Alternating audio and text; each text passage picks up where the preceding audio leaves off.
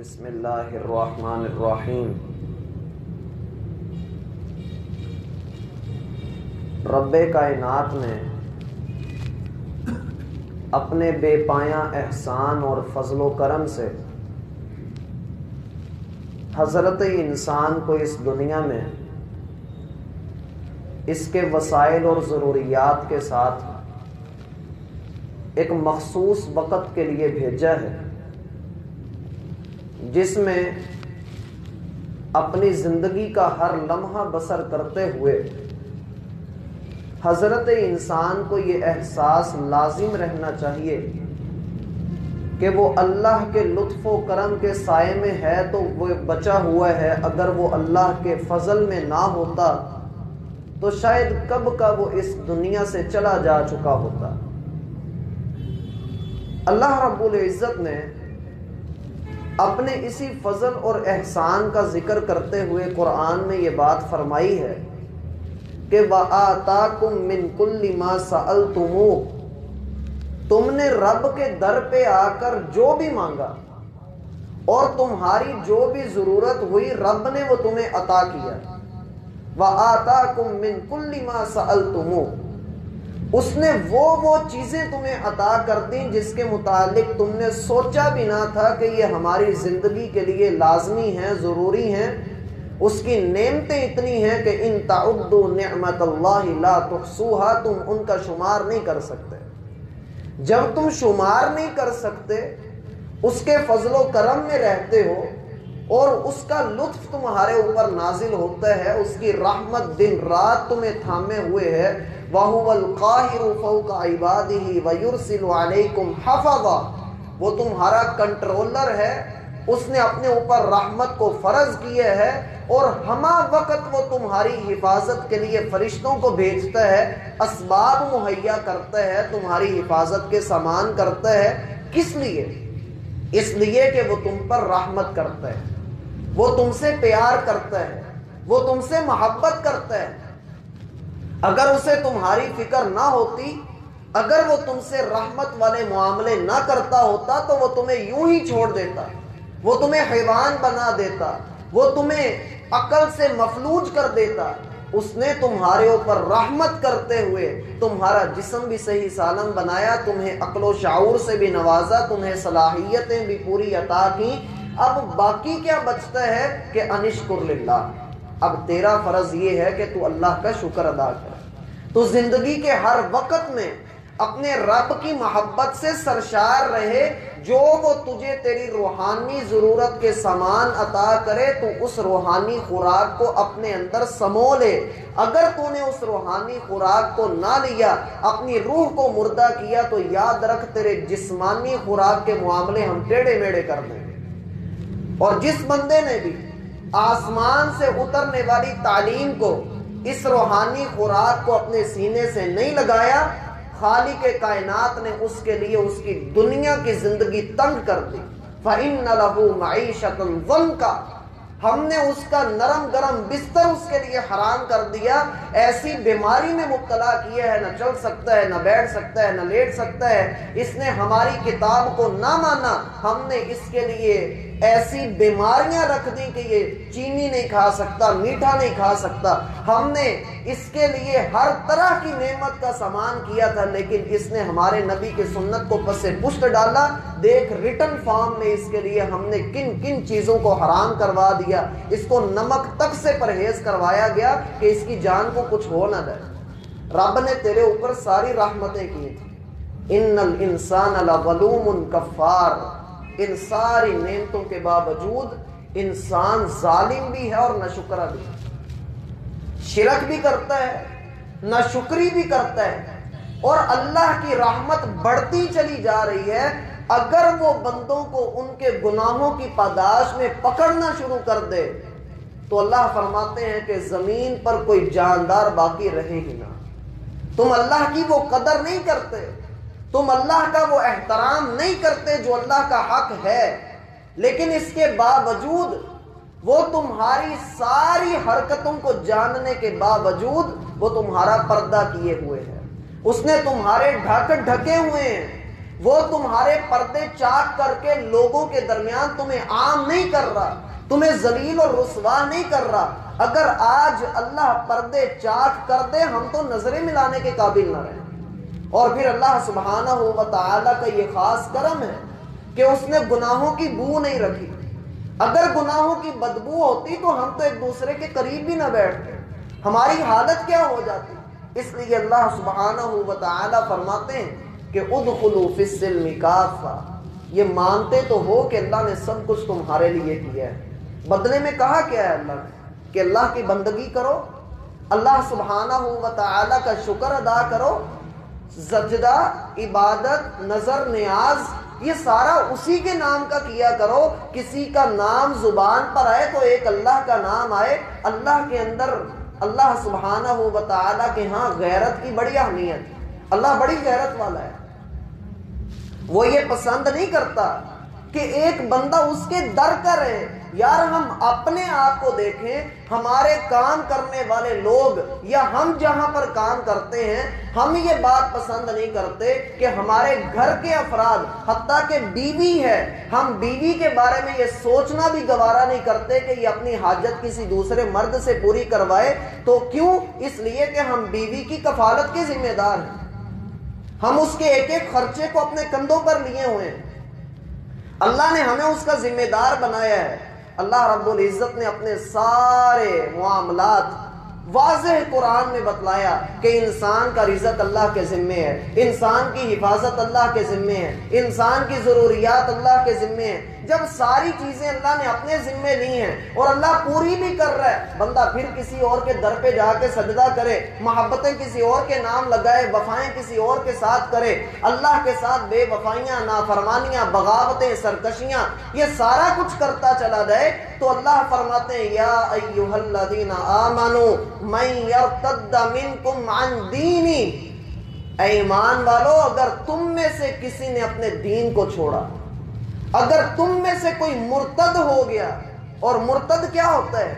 جس نے اپنے دین کو بدل دیا ہو، جس نے اپنی وفائیں کسی اور کے نام کر دی ہو، جو غیر اللہ کے نام پر بڑا فخر محسوس کرتا ہو، جو اللہ کو چھوڑ کے بتوں کی پوجا کرنے والا ہو، جو اللہ کے ساتھ دوسروں کو شریک ٹھہرانے والا ہو۔ اللہ فرماتے ہیں جس بندے نے یہ شرک کیا، جس نے اپنے دین کو بدلا، اسلام کا نام لے کر، اسلام کا کلمہ پڑھ کے لا الہ الا اللہ محمد الرسول اللہ کا اقرار کرنے کے بعد اس نے دین کو چھوڑ دیا، ارتداد کر لیا، الٹے پاؤں واپس چلا گیا، اپنی عیسائیت میں، یہودیت میں، ہندو مت میں کسی بھی جگہ پر چلا گیا، اور اے مسلمانوں منکم، اگر وہ تھا تمہارا بندہ، وہ مسلمان تھا اور اس کی حرکتیں کافروں سے بھی بدتر ہوئیں، تو یاد رکھنا ایک بات ذہن میں رکھنا، اللہ فرماتے ہیں فَسَوْفَ يَأْتِ اللَّهُ بِقَوْمٍ،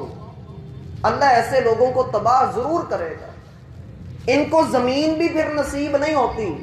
صحابہ کرام کے ساتھ ایک شخص تھا، اس نے سورۃ البقرہ اور سورہ آل عمران حفظ کی، بڑی خوبصورت آواز تھی اس کی، اور یہ اذان بھی دیا کرتا تھا، مینار کے اوپر چڑھا، گھر کی چھت کے اوپر چڑھا اذان دینے کے لیے، ساتھ عیسائیوں کا گھر تھا، ان کی لڑکی پر نظر پڑی، دل آ گیا، اترا، اذان نہیں دی، اس کے پاس گیا، کہتا میں تم سے شادی کرنا چاہتا ہوں۔ وہ بھی عیسائی تھی، کہنے لگی ٹھیک ہے کر لیتی ہوں، اپنا مذہب چھوڑ دو۔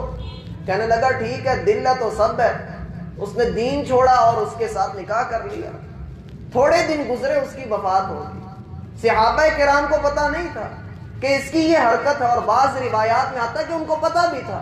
خیر عیسائیوں نے اس کو جا کر دفن کیا، اگلے دن آ کر دیکھا کہ اس کی لاش باہر پڑی ہے، اس کو مزید زمین گہری کر کے پھر اس کو دفن کیا، اگلے دن پھر دیکھا کہ اس کی لاش باہر پڑی ہے، تیسرے دن پھر مزید گہری زمین کھودی کہ اس کو وہاں پر دفن کریں، لیکن اگلے دن پھر لاش باہر پڑی ہے، پھر اس کو ویسے ہی چھوڑ دیا کہ اللہ نے عبرت کا نشان بنایا ہے۔ جو دین میں آ کر مذاق بنائے، یہ نشانہ بنائے دین کو تضحیق کا، دین کے اندر آ کر ٹھہرے نہیں، اور بندہ پتہ نہیں کتنی مرتبہ دین میں داخل ہوتا ہے، کتنی مرتبہ نکلتا ہے، پتہ ہی نہیں ہوتا بندے کو۔ بندہ دین کا مذاق بنا رہا ہوتا ہے، بندہ کوئی ایسی بات اپنی زبان سے نکال دیتا ہے، اللہ کے رسول فرماتے ہیں جہنم میں کتنی دور جا گرتا ہے اور بندے کو احساس تک نہیں ہوتا۔ بندہ اپنے عمل کوئی ایسے کام کر لیتا ہے کہ وہ دین میں رہتا ہی نہیں، دین سے یوں نکل جاتا ہے جیسے کمان سے تیر نکل جائے، جو وہ واپس نہیں آتا یوں یہ بندہ بھی واپس نہیں آ سکتا۔ اللہ کے بندوں، یہ وہ وقت ہے جس کے متعلق اللہ کے رسول نے فرمایا تھا کہ یصبح الرجل مؤمنا، صبح کے وقت بندہ مومن تو شام تک کافر ہو چکا ہو، اس کے پلے میں کچھ رہے گا ہی نہیں۔ لہٰذا پہلے تو اپنے دین کی حفاظت کرو، اپنے ایمان کی حفاظت کرو کہ کہیں میرے منہ سے، میرے عمل سے کوئی ایسی بات نہ ہو جائے، کوئی ایسا کام نہ ہو جائے جس کے بعد میں دین کے اندر رہوں ہی نہ۔ اپنے ایمان کی حفاظت کرو، کیونکہ جو بندہ کفر کا ارتکاب کر لیتا ہے اس کے سارے اعمال غارت ہو جاتے ہیں، اس کی ساری نیکیاں ختم ہو جاتی ہیں۔ اس لیے پہلے نمبر پہ اپنے ایمان کی حفاظت کریں، اور جو بندہ یہ کام نہیں کرتا وہ واضح طور پہ دین سے نکل جاتا ہے۔ اللہ فرماتے ہیں فَسَوْفَ يَأْتِ اللَّهُ بِقَوْمٍ، ان قریب اللہ ایک ایسے لوگوں کو لے کر آئے گا، ایسے گروہ کو لائے گا، ایسی جماعت اور ایسی قوم کو لے کر آئے گا، يُحِبُّهُمْ وَيُحِبُّونَهُ، وہ کیسے خوش نصیب ہوں گے کہ ایمان ان کا مضبوط، اتنا مضبوط ایمان ہوگا کہ یحبہم، آسمانوں کا رب ان سے محبت کرے گا، آسمانوں کا رب ان کے اوپر اپنی رحمتیں نچھاور کرے گا، آسمانوں کا رب اپنا فضل و کرم ان کے اوپر نازل کرے گا، اور صرف آسمانوں کا رب بھی نہیں، وَيُحِبُّونَهُ، یہ بندے بھی اپنے رب سے بڑی محبت کریں گے، یہ اپنے رب کے دیدار میں تڑپ رہے ہوں گے، جیسے موسیٰ علیہ السلام نے تڑپ کر کہا تھا ربی ارینی انظر الیک، اے اللہ میرا دل کرتا ہے میں تجھے دیکھوں، اے اللہ تیری آواز کانوں میں پڑتی ہے تو دل کرتا ہے تجھے دیکھوں بھی۔ یہ محبت تھی جس محبت نے موسیٰ کے منہ سے یہ بات نکلوا دی۔ ہر مسلمان کے دل میں یہ شوق ہونا چاہیے کہ میں اللہ سے محبت کرتا ہوں تو اللہ کا دیدار بھی رکھوں، اللہ کے دیدار کا شوق بھی اپنے دل میں رکھوں۔ یحبہم ویحبون، اللہ ان کی پہلی نشانی بتاتے ہیں کہ جو قوم ہم لے کر آئیں گے، جو قوم ہم اس دنیا کے اندر جس کو اقتدار اور غلبہ عطا کریں گے، اس کی پہلی نشانی ہوگی کہ یحبہم ویحبونہ، اللہ ان سے محبت کرنے والا ہوگا اور وہ اپنے رب سے محبت کرنے والے ہوں گے۔ اور یہ کون لوگ ہیں؟ جو اللہ کے دین پر عمل کرتے ہیں، جو اللہ کے دین کو اپنے سینے سے لگا کر رکھتے ہیں۔ یاد رکھیے میرا بھائی، جو بندہ اسلام پر چلتا ہے، جو اسلام کو اپنے سینے سے لگاتا ہے، اللہ اس کو کبھی مغلوب نہیں ہونے دیتے، اللہ کبھی اس کو ذلیل نہیں ہونے دیتے۔ لا تہنوا، نہ تو تم نے ہمت ہارنی ہے، ولا تحزنوا، نہ لوگوں کے تانوں کی وجہ سے غمگین ہونا ہے۔ انتم الاعلون، جھنڈا تمہارا ہی اونچا رہنا ہے۔ اللہ فرماتے ہیں غلبہ تمہیں ملنا ہے، لیکن ذرا سا صبر، ذرا سا تقوی، ذرا سی اللہ کے لیے قربانیاں، اللہ تم سے شہید لے گا، اللہ تم سے قربانیاں لے گا، اس کے بعد دیکھو کہ تمہیں کیسا غلبہ عطا کیا جاتا ہے۔ لیکن اس کے لیے ذرا انتظار کرو، ذرا صبر کرو، ابھی تمہارے اوپر بڑی بڑی مشکلات آنی ہیں۔ اللہ کے دین کو مضبوطی سے تھام کر رکھو، اللہ کی محبت میں سرشار ہو جاؤ، اللہ کی محبت میں بڑھتے چلے جاؤ، اس راہ حق پر چلتے ہوئے رکنا نہیں، چلتے رہنا ہے، شکستہ دل لے کر، بہتی آنکھیں لے کر اور ٹوٹے ہوئے دل کے ساتھ اپنے قدموں کو آگے بڑھاتے ہوئے، زخمی قدم لے کر اپنے رب کے لیے الحمدللہ کا کلمہ زبان پر کہتے ہوئے رب کی محبت میں آگے بڑھتے چلے جاؤ، بڑھتے چلے جاؤ، حتیٰ کہ حرام بن ملحان رضی اللہ عنہ، ان کو نیزہ لگتا ہے، نیزہ آر پار ہوا، جان آفرین کے سپرد کر رہے ہیں، اور زبان سے الفاظ کیا نکلی؟ فزت ورب الکعبہ، میں کامیاب ہو گیا، رب کعبہ کی قسم مجھے کامیابیاں مل گئی، رب کعبہ کی قسم میں اس راستے میں اپنے رب کے کام آ گیا، مجھے رب نے شہادت کے لیے چن لیا۔ یحبہم ویحبونہ، جو اپنے رب سے محبت کرتے ہیں۔ جابر بن عبداللہ، ان کے والد غزوہ احد میں شہید ہو گئے، بڑے غمگین، اے اللہ کے رسول میں چھوٹا سا ہوں، بہنیں بڑی ہیں، اے اللہ کے رسول والد کے اوپر قرضہ بہت ہے، اے اللہ کے رسول بڑا پریشان ہوں، تسلی کیا دی؟ صحیح بخاری میں آتا ہے رسول اللہ صلی اللہ علیہ وسلم نے جابر کے کندھے پہ ہاتھ رکھا اور کہا جابر یہ 70 کے 70 شہداء اللہ نے ان سب کو جنت کے اندر داخل کیا. ایک تیرے والد کو اپنے سامنے کھڑا کیا اور بغیر کسی حجاب اور پردے کے تیرے والد سے باتیں کی. تیرے والد نے اپنے رب سے کہا کہ اے میرے رب، میری تمنا اور خواہش یہ ہے کہ ایک مرتبہ دنیا میں دوبارہ واپس بھیج دے. شہادت میں جو مزہ ہے وہ جنت میں بھی نہیں آتا. اور اللہ سبحانہ و تعالی نے مسکرا کر تیرے باپ سے کہا کہ عبداللہ اب آپ دنیا میں نہیں جا سکتے. کہا پھر اے اللہ میرا پیغام میرے ساتھیوں کو پہنچا دیں کہ جنت کے لیے محنت کرو، اللہ کے رسول کی حفاظت کرو، اللہ کے رسول کی حفاظت کے لیے اپنی جانیں قربان کرو. اللہ نے سورۃ آل عمران کی آیات نازل کر دی. لا تحسبن الذین قتلوا فی سبیل اللہ امواتا، وہ لوگ جو اللہ کے راستے میں اپنی جانیں قربان کر گئے ان کی شان یہ ہے کہ ان کو مردہ نہیں کہنا. وہ اپنے رب کے ہاں رزق سے نوازے جاتے ہیں، عزت والے مقام پر. یہ اللہ سے محبت ہے، اللہ سے محبت کے لیے اپنی جانوں کو قربان کرنا. عمر بن جموح رضی اللہ عنہ لنگڑے صحابی ہیں اور بڑے ہیں. غزوہ احد میں اپنے 3 بیٹوں کے ساتھ شریک ہونے کے لیے نکلے. بیٹوں نے کہا کہ ابا جی آپ گھر میں رہیں، آپ کے تو ہاتھ پاؤں میں ویسے ہی جان نہیں ہے تو گھر میں رہیں آپ. کہا اللہ کی قسم میں ایسے ہی لنگڑا ہوتا یہاں سے جاؤں گا، لنگڑاتا ہوا میدان میں جاؤں گا اور لنگڑاتا ہوا جنت میں داخل کیا جاؤں گا. میدان احد کے اندر جاتے ہیں، رسول اللہ صلی اللہ علیہ وسلم ان کا شوق دیکھتے ہیں. کہا ان کو چھوڑ دو، ان کو جانے دو. اور پھر یہ عمر بن جموح اپنے لنگڑے پیر کے ساتھ آگے بڑھتے ہیں، کافروں کے ساتھ لڑائی کرتے ہیں، حتیٰ کہ جام شہادت نوش کرتے ہیں. اللہ کے رسول ان کی لاش کو دیکھ کر مسکراتے ہیں اور کہتے ہیں میں دیکھ رہا ہوں کہ عمر بن جموح اپنے لنگڑے پیر کو گھسیٹتے ہوئے جنت میں داخل کیا جا رہا ہے. یحبہم ویحبونہ، اللہ سے محبت کیجیے.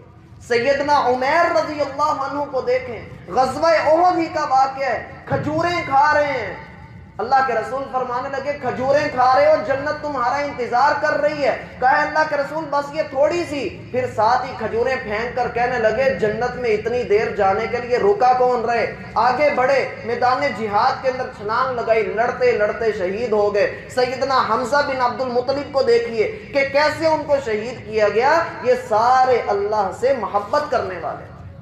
اذلۃ علی المؤمنین، ان کی دوسری نشانی کیا ہے؟ مومنوں کے ساتھ بڑے نرم ہوں گے. وہ لوگ جو غلبہ جن کو ملے گا، جن کو اقتدار ملے گا، جو لوگ اللہ کے دین والے ہوں گے، ان کی دوسری نشانی ہوگی کہ وہ اپنے مومن بھائیوں کے حق میں بڑے نرم ہوں گے. کتنے نرم ہوں گے اس کا اندازہ یہ کر لیں کہ وہی عمر بن خطاب جو میدان جہاد میں کافروں پر اللہ کا قہر بن کر نازل ہوتے تھے، اپنے مسلمان بھائیوں کے درمیان ہوتے تو پہچاننے ہی نہ جاتے. محمد الرسول اللہ کو دیکھیے، اللہ کے نبی ہیں لیکن آپس میں صحابہ کے ساتھ یوں رہتے کوئی آنے والا بندہ پہچان نہ پاتا کہ ان میں محمد الرسول اللہ صلی اللہ علیہ وسلم کون. لوگ آ کر گالیاں دے رہے ہیں، لوگ آ کر برا بھلا کہہ رہے ہیں، کسی نے پیسے دینے ہیں، کسی نے کچھ کرنا ہے، لیکن نرمی اتنی ہے کسی کو پلٹ کر کوئی جواب دیا ہی نہیں. اور پھر نرمیاں یہ بھی ہوتی ہیں کہ بندہ مسجد کے اندر آئے، مسجد میں آ کر اپنے دل کو نرم کرنے کے لیے نماز ادا کرنی شروع کر دے. نرمی حاصل کرنا چاہتے ہیں قبرستان کے چکر لگائیں، وہاں جا کر عبرت حاصل کریں کہ اللہ آپ کے دل کو نرم کر دے. نرمی حاصل کرنا چاہتے ہیں کسی یتیم کے سر پہ ہاتھ پھیریں، اس کی ساری عمر کی جو بھی معاملات ہیں اس کی ساری کفالت اپنے ذمے لیں. نرمی اپنے دل میں لانا چاہتے ہیں ہاسپٹل کا چکر لگائیں. کتنے عبرت کے نشان ہیں، کتنے لوگ ہیں جو وہاں پر سسک رہے ہیں، تڑپ رہے ہیں، اور اللہ نے ہمیں صحیح سالم جسم دی ہے، صحت اور عافیت دی ہے. اذلۃ علی المؤمنین، مومنوں کے حق میں بڑے نرم ہوتے ہیں، مومنوں کے ساتھ وہ سختی نہیں کرتے. لیکن المیہ ہمارا یہ ہے، المیہ ہمارا یہ ہے، ہم آپس میں اتنے کڑوے ہیں، اتنے سخت ہیں کہ اگلے کی بات سننا ہی ہم گوارا نہیں کرتے. ہم کسی کے موقف کو سننا برداشت ہی نہیں کرتے. ہم اگلے کی بات کو اس کے منہ پر دے مارتے ہیں کہ پتہ نہیں یہ کافر ہے، یہ زندیق ہے، یہ بڑا مجرم ہے، یہ جہنمی ہے. ہمارے ہاتھ میں پتہ نہیں کس نے مہریں پکڑا دی ہیں، ہم ٹھپے لگا لگا کر سب کو جہنم میں دھکیل رہے ہیں، جبکہ یہ اسلام لوگوں کو جہنم سے بچانے آیا تھا. یہی مسلمان جہنم میں دھکے دینے والے بن گئے. اور پھر فتوے لگتے ہیں، یہ عالم نہیں ہے، یہ نہیں ہے، یہ وہ ہے، یہ فلاں ہے، یہ ہے، اس کو نماز نہیں پڑھانی آتی، اس کو یہ نہیں کرنا آتا، اس کو وہ نہیں کرنا آتا، یا اس کو بات کرنے کا طریقہ سلیقہ نہیں ہے. میرا بھائی غلطیاں ہر بندے کے اندر موجود ہوتی ہیں. غلطی کو، جو بات آپ کسی کو سخت لہجے میں کر کر، گندے لہجے میں کر کے آپ کسی کی اصلاح کرنا چاہتے ہیں، اگر آپ اس کو وہی بات سخت لہجے میں کر کے سمجھائیں گے، اس سے اس کا دل چرے گا اور ہو سکتا ہے وہ اپنی اصلاح بھی نہ کرے. اور اگر آپ وہی بات نرم لہجے میں کریں گے تو یقین مانیے وہ آپ کی بات کو ضرور سنے گا، وہ آپ کی بات پر عمل بھی کرے گا. لیکن اس کے برعکس ہم لوگوں نے اپنا وتیرہ بنایا ہوا ہے کہ ہم نے نرمی اختیار کرنی نہیں، ہم نے نرمی کو لینا ہی نہیں، جبکہ رسول اللہ صلی اللہ علیہ وسلم کا فرمان ہے کہ نرمی جس چیز سے نکال لی جاتی ہے وہاں پر شر کے سوا کچھ نہیں بچتا. پھر وہاں پر سنائی ہوئی حدیثیں بھی شر بن جاتی ہیں، وہاں پڑھا ہوا قرآن بھی پھر وہاں پر گمراہی کا سبب بن جاتا ہے. اس لیے نرمی کو اپنے اوپر لازم کیجئے. اس سے بڑھ کر نرمی اور کیا ہوگی کہ گھر میں گھس کر لوگ گالیاں دے رہے ہیں، بد دعائیں دے رہے ہیں، اور محمد الرسول اللہ نے ان کو جواب تک نہیں دیا. اس سے بڑھ کر نرمی کیا ہوگی کہ مسجد نبوی میں آ کر ایک بندہ پیشاب کر رہا ہے اور اللہ کے رسول نے اسے اف تک نہیں کہا. نرمی لے کر آئیے اپنے دل کے اندر. انسان میں نرمی ہونی چاہیے، اس کا اخلاق بہتر ہوتا ہے. عزت علی الکافرین، کافروں کے لیے بڑے سخت ہوں گے، کافروں کے اوپر بڑے سخت ہوں گے، بڑے جابر ہوں گے. ہم دیکھیں، ہم اپنے آپ کو ہم کافروں کے حق میں نہیں، جو انہیں بھی کلمہ پڑھیا ہوا ہے پھر کیا ہے، ہم ان کے حق میں نرمی اختیار کر لیتے ہیں. وہ فلاں ایکٹر بھی چلو کوئی مسئلہ نہیں، فلاں ہے چلو کوئی بات نہیں، فلاں ملک کا صدر ہے، امریکہ کا صدر ہے، روس کا صدر ہے، اس کا وزیر اعظم ہے، چلو جی کوئی بات نہیں، پھر کیا ہوا، ان کے حق میں نرم ہے. ان کو سر سر کہہ کر پکارنا ہے، ان کے سامنے ننگا بھی ہونا پڑے تو ننگے بھی ہو جانا ہے. کیوں نہیں؟ وہ ہمیں امداد دیتے ہیں، ہمیں یہ مدد دیتے ہیں، قرضے دیتے ہیں، یہ کرتے ہیں، وہ کرتے ہیں. عزت علی الکافرین. صحابی کو دیکھیے، جب کافروں کا بادشاہ ملنے کے لیے آیا تو صحابی نے کیا کیا؟ اپنے دائیں بائیں کافروں کی لاشوں کے دو بڑے بڑے ڈھیر لگوا لیے. وہ آیا اور آ کر تھر تھر کام پر آتا، کہتا یار جو بھی شرطیں کرنی ہے کر لو، میں دستخط کرتا ہوں، جو کوئی بھی مانگ لوں گا. مسلمانوں کی شان تو یہ ہوتی تھی، لیکن مسلمان ڈپریشن کا مریض بن کے پتہ نہیں کیا کیا کام کر رہا ہے. عزت علی الکافرین. چوتھی صفت اللہ رب العزت فرماتے ہیں یجاہدون فی سبیل اللہ، اللہ کے راستے میں وہ جہاد کرنے والے ہوں گے. اور اللہ کے راستے میں جہاد کیا ہے؟ کافروں کے سر پھوڑنا، اللہ کے کلمہ کو بلند کرنے کے لیے دنیا کی ہر اس طاقت سے ٹکر لینا جس نے طاغوت کو اپنا حاکم بنایا ہے، اللہ کے لیے نکلنا، اپنے بیٹے، اپنے بھائی، اپنے لخت جگر قربان کرنے کے لیے میدانوں میں بھیجنا، ان کو ٹریننگ دلوانا. اعدوا لهم ما استطعتم من قوة، اپنی قوت کو تیار کر کے رکھو، اگر کل کو کافر حملہ کرتا ہے تو تم اپنا محافظہ کرنے کے قابل تو ہو، اپنی حفاظت کرنے کے قابل تو ہو. میدان جہاد کے اندر نکلو، وہاں جا کر اللہ کے راستے میں جہاد کرو. قرآن کے 30 پاروں میں سے 10 پارے جہاد کے موضوع پر ہیں. اللہ کے رسول کی 10 سالہ زندگی پوری جہادی زندگی گزری ہے. اللہ کے رسول کے 17 غزوات ہیں. کتنے غزوات میں بنفس نفسی خود شریک ہوئے ہیں. اسلام کی تاریخ کو اٹھا کر دیکھیے، سیدنا علی رضی اللہ عنہ تک جہاد ہی جہاد ہے. جب امت نے جہاد کو چھوڑا، امت ذلت کی پستیوں میں گرتی چلی گئی. آج بھی اگر امت چاہتی ہے کہ یہ معراج ملے، وہ عروج ملے، تو جہاد کو لازم پکڑنا ہوگا. بھول جائیے کہ کون فتویٰ دیتا ہے کہ کشمیر کا جہاد غلط ہے، بھول جائیے اس بات کو کہ چیچنیا کا جہاد غلط ہے. وہ اللہ کے بندو، جس کو کافر مارے وہ شہید ہی ہوتا ہے، اور جو کافر کو مارے وہ مجاہد ہی ہوتا ہے. وہ دنیا کے جس مرضی میدان میں جا کر مارے، وہ جس جگہ پر جا کر مرضی مارے، وہ ہمارے کشمیری بھائی، وہ ہماری فلسطینی بہنیں، وہ ہمارے برما کے رہنے والے مسلمان بھائی، کیا وہ سسکتے رہیں، بلکتے رہیں اور ہم ان کے حق میں بولنے ہی نہ، ہم ان کے حق میں بات بھی نہ کر سکیں، ہم ان کے لیے امداد بھی اکٹھی نہ کر سکیں؟ کیوں جی؟ کس لیے؟ لوگ ملامت کریں گے، لوگ یہ کہہ دیں گے، لوگ وہ کہیں گے۔ اللہ فرماتے ہیں وہ اللہ کے راستے میں جہاد کرتے رہیں گے۔ وَلَا يَخَافُونَ لَوْمَةَ لَائِمٍ، جو ملامت کرتا ہے کرتا رہے، ان کو اس کا کوئی ڈر نہیں، کیونکہ دنیا آپ کو اوپر جاتا نہیں دیکھ سکتی۔ جو آپ کے مقام اور مرتبے کو نہیں پہنچ سکتے وہ آپ کی ٹانگیں کھینچنے کے لیے نیچے سے بھونکتے رہیں گے، بکواس کرتے رہیں گے۔ ایسے لوگوں کی ملامت سے اللہ فرماتے ہیں ان کو کوئی ڈر نہیں۔ کس لیے؟ کہ اللہ نے ان کی حفاظت کا ذمہ لیا ہے، اللہ نے ان کی حفاظت کا ذمہ لیا ہے، وہ اللہ کے دوست ہیں۔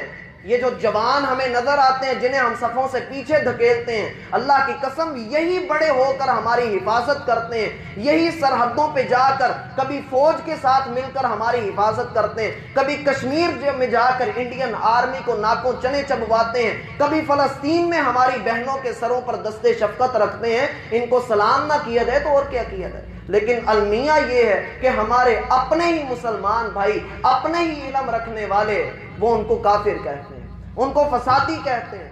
اللہ کے بندو ذرا سمجھو، یہ جہاد ہے، یہ کوئی چھوٹی بات نہیں ہے، یہ وہ علم ہے جسے رسول اللہ صلی اللہ علیہ وسلم نے بلند کیا۔ اگر آج ہم ان کی مدد نہیں کریں گے تو کون ان کی مدد کرے گا؟ جنگل میں دو بیل رہتے تھے، ایک سفید اور دوسرا براؤن، دونوں میں بڑا اتفاق ہے۔ شیر نے لومڑی کو کہا کہ ان دونوں میں اتفاق کو ختم کروا کے پھوٹ ڈلوا دو، اور جب پھوٹ ڈلی تو اس نے اکیلے کو پکڑا۔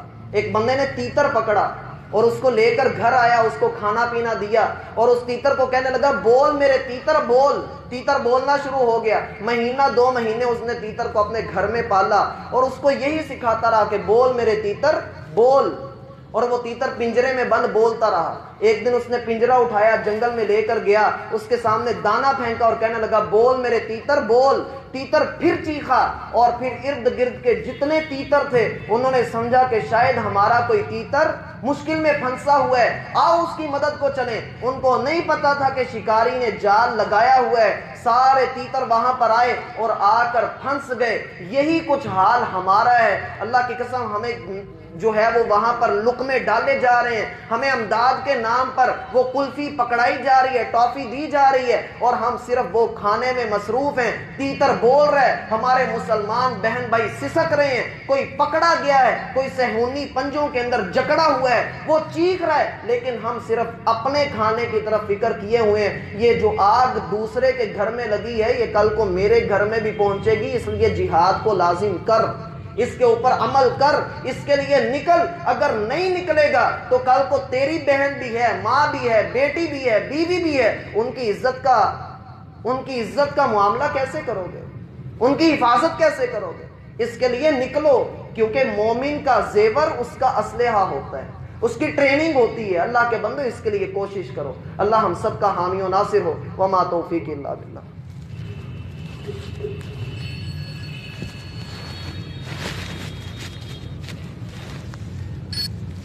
السلام علیکم۔